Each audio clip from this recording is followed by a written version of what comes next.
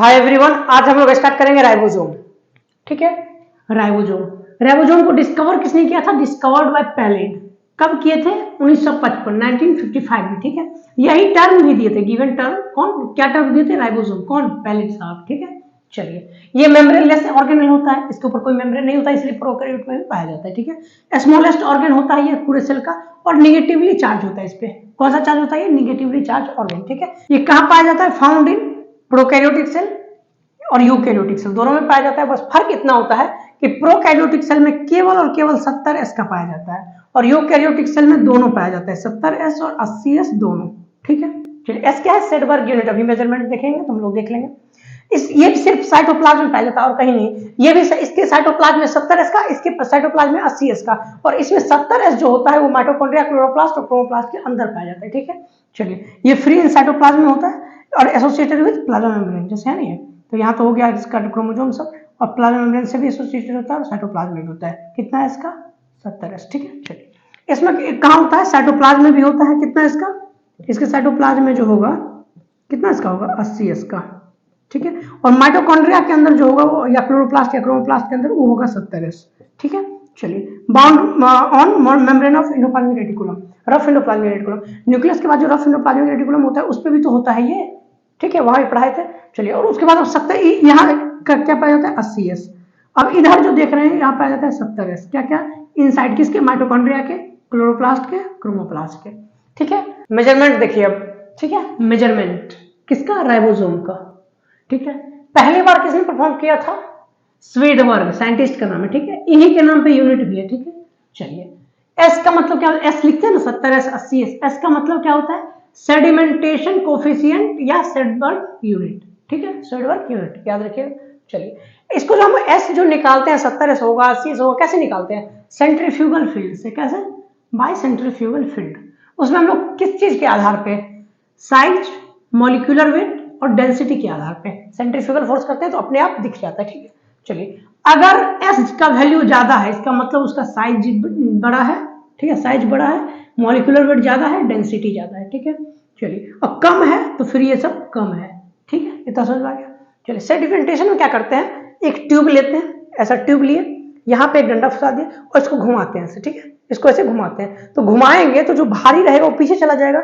ऐसे जो हम घुमाएं, जो भारी है वो पीछे चला जाएगा। ठीक है, चलिए, यही एक स्टॉक है, एक्सिस पे हम रोटेट करते हैं, तो सेंट्रीफ्यूग बोलते हैं। ये जो आप उधर जा रहा है तो यही वो है सेडिमेंटेशन। क्यों हो रहा है? सेंट्रीफ्यूगल फोर्स के कारण। ठीक है, क्यों? डेंसिटी, मॉलिक्यूलर वेट जिसका ज्यादा होगा ज्यादा पीछे जाएगा, जो हल्का रहेगा वो आगे बढ़ा जाएगा। ऐसे घुमाएंगे तो जो हल्का रहेगा यही रह जाएगा, जो भारी है वो पीछे चला जाएगा। तो 80S वाला पीछे चला जाता है और 70S वाला आगे रहता है। तो जो आगे रह जाता है उसको 70S, और जो पीछे चला जाता है उसको 80S। जो भारी है वो पीछे चला जाएगा ना। ठीक है, तो समझ में आ गया। राइबोसोम में जो 2 सब यूनिट होता है उसको देखते हैं। राइबोसोम के पास कितना सब यूनिट होता है? 2। ठीक है, कितने होता है? 2। एक होता है छोटा वाला, स्मॉलर, और एक होता है लार्जर। ऊपर जो ये दिख रहा है इसको क्या? स्मॉलर हो गया, और ये जो दिख रहा है लार्जर। ठीक है, चलिए, 80S के राइबोसोम में भी या 70S के राइबोसोम में, दोनों में दोनों सब यूनिट होगा, 70S वाला भी, सॉरी स्मॉलर वाला भी और लार्जर वाला भी। तो 80S में जो 2 होता है, एक होता है 40S का, एक होता है 60S का, दोनों मिला के कितना होता है? 80S। ठीक है, जोड़िएगा तो 100 पूरेगा, लेकिन होता कितना है? 80S। 70S वाला हम 2 होता है 50S, 30S छोटा वाला, बड़ा वाला 50S, दोनों मिला के होता है 70S। वैसे कितना पूरा है? 80। एक बात बताइए, ये जो इसका जो राइबोसोम का वैल्यू है, एडिटिव है या नॉन एडिटिव? ये नॉन एडिटिव है। एडिटिव जो रियल वैल्यू आएगा उससे कम ही हमेशा आएगा। एडिशन करके जो हमारा वैल्यू आएगा उससे कम ही जोड़िए। 50 और 30 कितने हुआ? 80, आता है 70। 60 40 100 आता है 80। मतलब जोड़ने पे जितना आएगा उससे हमेशा कम ही होगा। ठीक है, ठीक है, तो ये नॉन एडिटिव होता है, याद रखिएगा। पूछेगा राइबोसोम का वैल्यू क्या होता है, एडिटिव या नॉन एडिटिव, तो क्या बोलेंगे? Non additive. ठीक है, चलिए, शेप कैसा होता है? स्फेरॉइडल। ठीक है, साइज कितना होता है? 15 से 20 नैनोमीटर। वही एंगस्ट्रॉम में करेंगे तो एगो जीरो बढ़ा दीजिए, 150 से 200 नैनोमीटर। ठीक है, 150 से 200 एंगस्ट्रॉम और 15 से 20 नैनोमीटर। एंगस्ट्रॉम को नैनोमीटर बदलने के लिए जीरो से हटा देंगे और नैनोमीटर को एंगस्ट्रॉम बदलने के लिए जीरो बढ़ा देंगे। ठीक है, चलिए, कंपोजिशन का बात करते हैं। किसका? राइबोसोम का कंपोजिशन। तो इसमें राइबोसोमल, आर मतलब राइबोसोमल, तो राइबोसोमल आरएनए, प्रोटीन और बाइवेलेंट मेटेलिक आयन होगा, जैसे कैल्शियम, प्लस प्लस, बाइवेलेंट मतलब दो चार्ज होगा, मैग्नीशियम प्लस प्लस और क्या होगा Mn plus plus Mg plus plus, ठीक है। चलिए मेन जो होता है क्या होता है Mg प्लस प्लस, ठीक है। दो सब यूनिट का जो एसोसिएशन और डिसोसिएशन होता है उसको हम लोग देखते हैं, एसोसिएशन और डिसोसिएशन किसका, सब यूनिट्स का, ठीक। तो पहले 80s का देख लेते हैं, उसके बाद फिर 70s का देख लेंगे, ठीक है। चलिए 80s में दो होता है, 60 का बड़ा वाला, छोटा वाला 40 का, ठीक है। इसमें बड़ा वाला 50 का, 30 का, ठीक है, ये तो बता दिए। चलिए कौन सा आता है एसोसिएशन कराने के लिए, मैग्नीशियम, बाइवेलेंट बोले थे ना, और मैग्नीशियम आ गया तो दोनों सब यूनिट जो है साथ में जुड़ जाएगा, ठीक है। 60 वाला भी और 40 वाला भी अलग अलग रहता है, मैग्नीशियम आया दोनों जुड़ गया, और फिर मैग्नीशियम निकल गया तो दोनों अलग अलग हो गया। इसमें भी यही होता है, कौन आता है Mg प्लस प्लस, ठीक है, Mg निकल गया, अगर ये आ गया तो बन जाएगा, मैग्नीशियम निकल गया तो टूट जाएगा, ठीक है। मैग्नीशियम प्लस प्लस अगर आया तो दोनों जुड़ जाएगा, हट गया तो दोनों निकल जाएगा, ठीक है। चलिए 60 वाले में तोड़ेंगे तो उसमें क्या क्या निकलेगा, उसमें निकलेगा RNA और प्रोटीन। 40 वाले को तोड़ेंगे तो उसमें भी निकलेगा RNA और प्रोटीन। इधर 50 वाला और 30 वाला होता है, इस सब को भी तोड़ेंगे तो क्या निकलेगा, RNA और प्रोटीन, इसमें भी RNA और प्रोटीन, मतलब ये तो कॉमन है, ठीक है। चलिए इसमें अब RNA में क्या क्या होगा, एक होगा 28S का, 5.8S का, एक होता है 5S का, ठीक है। 28S 28S 5.8 और 5 तीन होगा। में देखते हैं 40S का, छोटा तो बड़ा वाला था, छोटा वाला में एक बस एक होता है 18S का, ठीक है। चलिए अब इसका बात करते हैं 70S वाले का, तो इसमें बड़ा सा यूनिट होगा, उसमें होगा 23S और 5S, और छोटा वाला में 16S 16S, ठीक है। चलिए आप कहिएगा ये क्यों पढ़ा रहे हैं, मॉलिक्यूलर बायोलॉजी जब पढ़िएगा 12th का तो उसमें पूरा डिटेल दिया हुआ है, तो हम आपको अभी बता दिए राइबोसोम पढ़ा रहे हैं, तो ठीक है। चलिए इतना समझ में आ गया। अब बात करते हैं इसमें जो प्रोटीन होता है वो होता है आपका करीब करीब 55 से 60%, कितना होता है 55 से 60%, मतलब इस दोनों मिला के, दोनों प्रोटीन मिला के कितना होता है 55 से 60%, और दोनों राइबोसोम मिला के कितना होता है 40 से 45%, ठीक है। तो ऑलमोस्ट कितना है 1:1 का रेशियो है, 1:1 का रेशियो है।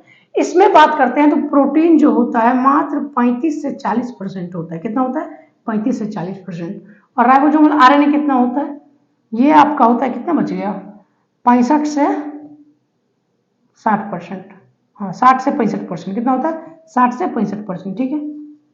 60 से 65 तो ये कितना होता है 2:1 का रेशियो आ रहा है, ठीक है। इतना पॉलीसोम देखते हैं, पॉलीसोम या पॉलीराइबोसोम बोलते हैं, ठीक है।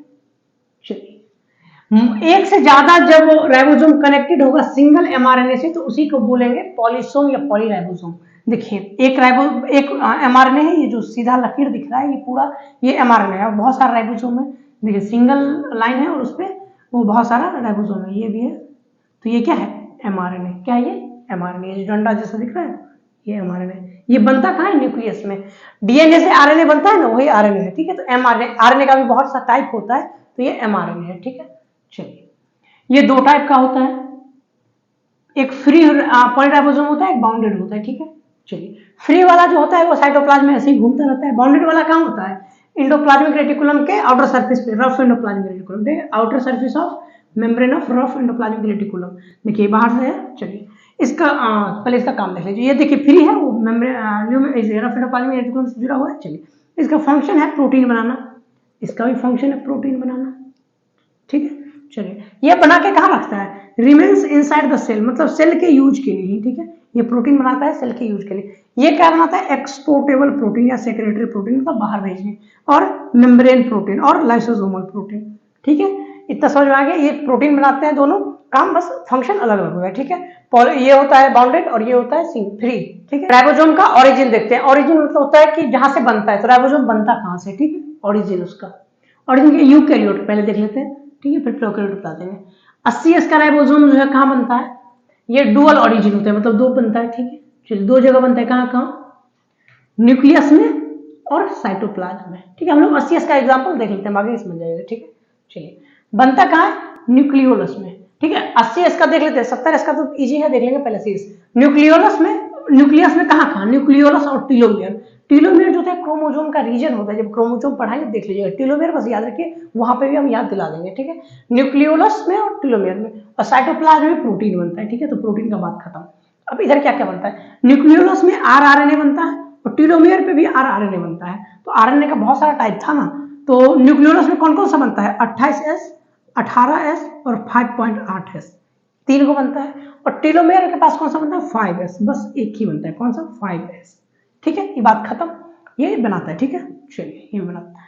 अब कौन कौन सा बच्चा, 28S, 18S, 5.8S, इधर 5S, इधर प्रोटीन, सारा एक साथ आके असेंबल हो जाता है कहाँ, न्यूक्लियस में। ठीक है, चलिए फॉर्मेशन ऑफ क्या बनाता है, 60S, ये 39 सब यूनिट, 80S में 2 होता है ना, 60-40 दोनों होता है, तो 60 और 40 को ये बनाता है। ठीक है, उसके बाद क्या होता है, जब बन गया तो नाउ सब units of ribosome come into cytoplasm from nucleus, nucleus से बाहर आ गया। ठीक है, इतना समझ में आ गया।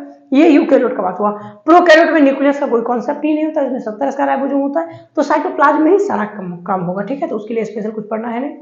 माइटोकॉन्ड्रिया और क्लोरोप्लास्ट में भी होता है ना, क्रोमोप्लास्ट और क्लोरोप्लास्ट में, माइटोकॉन्ड्रिया में, तो उसका जो होता है माइटोकॉन्ड्रिया का, वो होता है उसके मैट्रिक्स में। माइटोकॉन्ड्रिया का जब पढ़ेंगे डिटेल स्ट्रक्चर तो हम लोग देख लेंगे उसके मैट्रिक्स में, और क्लोरोप्लास्ट के एस्ट्रोमा में। ठीक है, एस्ट्रोमा में बनता है, जब एस्ट्रोमा देख लेंगे तो हम लोग बता देंगे, अच्छे से याद दिला देंगे। ये तो हो गया, बात खत्म।